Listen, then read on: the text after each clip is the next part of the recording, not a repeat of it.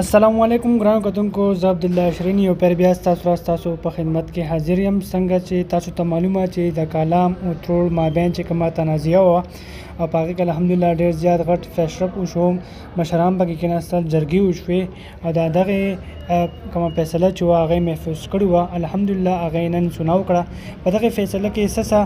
خبرې اترې وشوې زموږ سره په ټلیفون لاین کال باندې موجود دی نصرالله کالام د هغه نه تفصیل اړو جی نصرالله صاحب چونکې فیصله سناو شوه څه پکې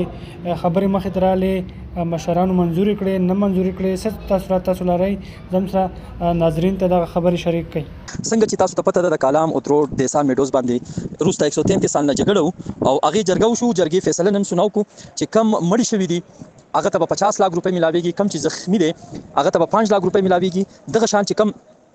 سبزیانو په مد کې نقصانات شوي دي د ودرول خلکو هغه 10 لک روپۍ دی د کالام خلکو په جګړه کې چې کم 2 جیپان او یو فیلډر سوځیدلی نو د جیپ 16 لک روپۍ او د فیلډر 12 لک روپۍ دغه شان د ودرول یو فیلډر پکې سوځیدلی هغې هم 12 لک روپۍ مقرر کړي دي او د سره سره جرګې چې کم اماونټس دی هغه اماونټس به کالام خلکو ته هم ملاویږي ودرول خلک به ورکړي او د ودرول خلکو چې کم پیمنټ کېږي د کالام جرګې به اوله پیسې ورکوي او چې کم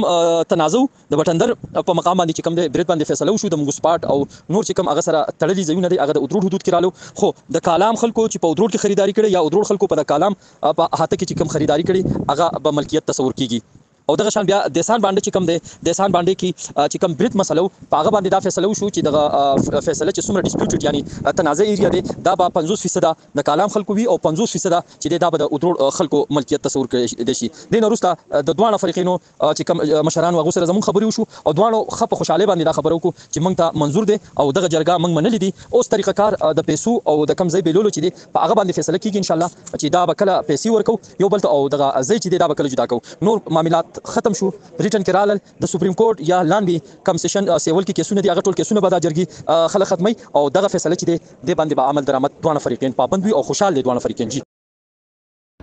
ډېره مهرباني نصرالله صاحب د اپډیټس راکولو او جهان مننه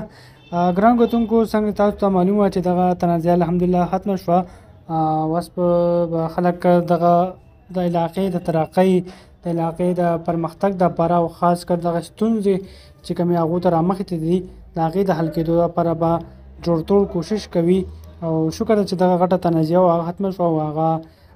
چې کومه فیصله وه هغه افغان فریقین ته منظوره شوه زه عبدالله شرین په دې ټایم ستاسو نه اجازت غواړم د لوی الله په امان